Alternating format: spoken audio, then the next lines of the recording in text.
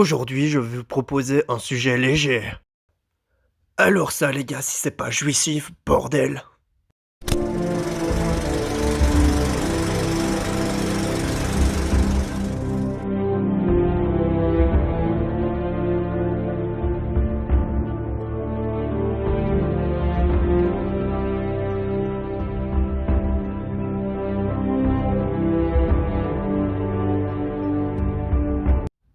Mes chers amis, bonjour, c'est Benjamin de la chaîne War History, et c'est un plaisir pour moi de vous parler aujourd'hui. Donc aujourd'hui, on se retrouve pour une vidéo de top 10 des choses que vous devez savoir sur la Deuxième Guerre mondiale, même si je pense qu'on a déjà fait un gros tour de tout ce qu'il fallait dire là-dessus. Il ne faut donc pas être historien pour savoir qu'Hitler était méchant, les hommes petits étaient dangereux, les Américains sont bourrins, les Russes encore plus, on ne sait pas comment nommer les crimes tellement il y en a eu, et les Japonais se sont tellement pris une belle branlée qu'ils sont devenus gentils. Alors laissez-moi vous apprendre des histoires restées inconnues de tous, même après la guerre, et attention, je vais pas vous parler d'anecdotes à la con comme Hitler a un monocouille, que Churchill est un alcoolo, que Staline est un salaud, que Mao est bridé, et que Anne Frank... Ta gueule! Non. Numéro 1, Staline le crédule. Staline ne pensait pas qu'Hitler allait le trahir. Le père des peuples ira même jusqu'à exécuter un déserteur allemand communiste venu le prévenir de l'opération Barbarossa. Numéro 2, Donald fait de la propagande. Dès l'entrée en guerre des États-Unis en décembre 1941, après que leur bateau ait fait glouglou à Pearl Harbor, la propagande est devenue une priorité et le gouvernement américain le sait.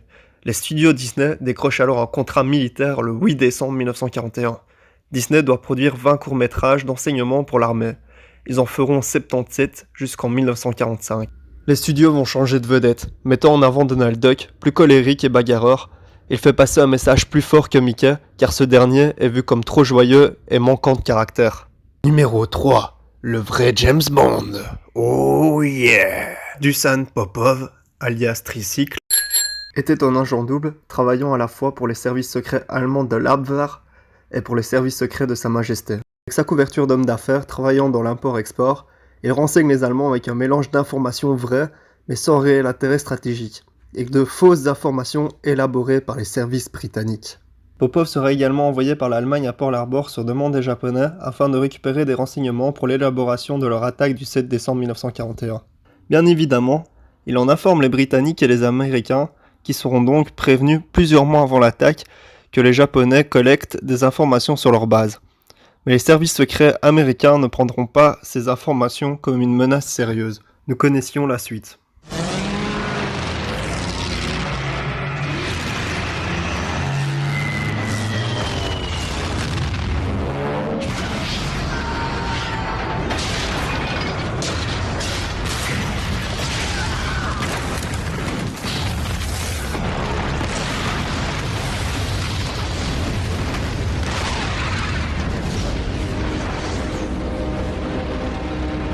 Numéro 4, le M&M's. Lors de la Seconde Guerre mondiale, Forrest Mars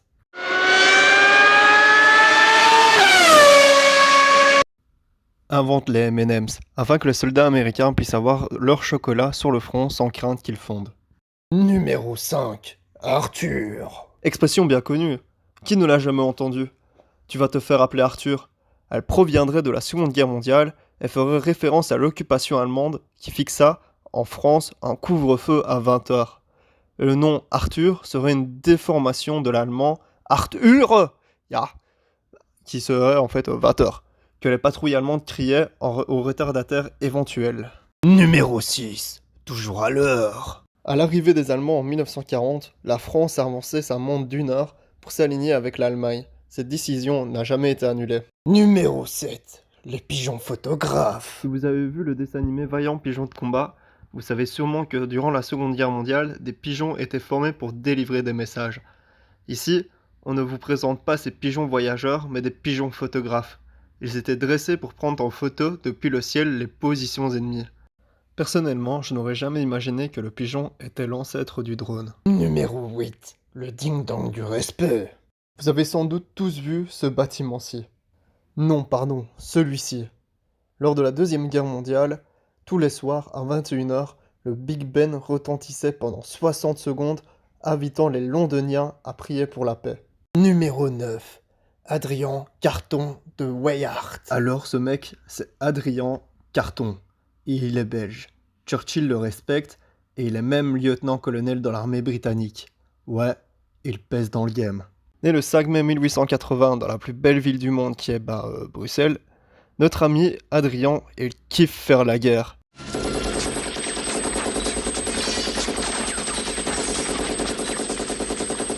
Il participa donc à la guerre des Boers, la Première Guerre mondiale et la Seconde Guerre mondiale.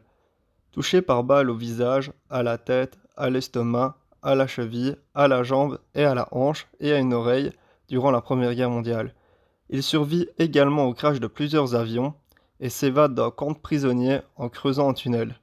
À la suite du refus d'un médecin de le soigner, il s'ampute lui-même de ses doigts à l'aide de ses dents. En plus d'être ouf, il ne devait plus rester grand-chose de ce Rambo des temps anciens. Numéro 10. Ça va, ça vient. Alors ce gars-là, Horace Grizzly, oh pardon, excusez-moi, c'est pas lui, mais c'est lui. Enrôlé dans l'armée, il est fait prisonnier presque immédiatement et est envoyé dans un camp de concentration en Pologne. Là, il rencontre Rosa, la fille du directeur du camp. L'amour étant plus fort que le national-socialisme, les amoureux ne se posent pas de questions et commencent à copuler régulièrement. Ensuite, il est transféré dans un autre camp, Naba, et il creuse un tunnel non pour s'évader, mais pour s'infiltrer discretos dans son ancien camp, tout ça est pour niquer quoi. Pendant toute la guerre, il passe assis 3 fois par semaine d'un camp à un autre, pour faire du sale avec Rosa. Alors qu'il aurait pu se faire la belle, peinard, mais non, il a préféré prendre tous les risques du monde pour continuer son amour impossible. C'est beau, c'est bon, c'est nafo. Bon les amis, c'est déjà la fin de cette vidéo, j'espère qu'elle vous aura plu. N'hésitez pas à commenter et donner votre avis dans l'espace commentaire, et surtout abonnez-vous et mettez un max de j'aime. Moi je vous dis à dimanche pour la prochaine vidéo, mais avant ça, je vais vous présenter l'objet du jour. Donc vous allez me dire ce que c'est en commentaire, et c'est le mannequin juste ici. Donc dites-moi ce que c'est, et n'hésitez pas à mettre le crade, donc voilà. Bon moi je vous dis à la prochaine, tchuss!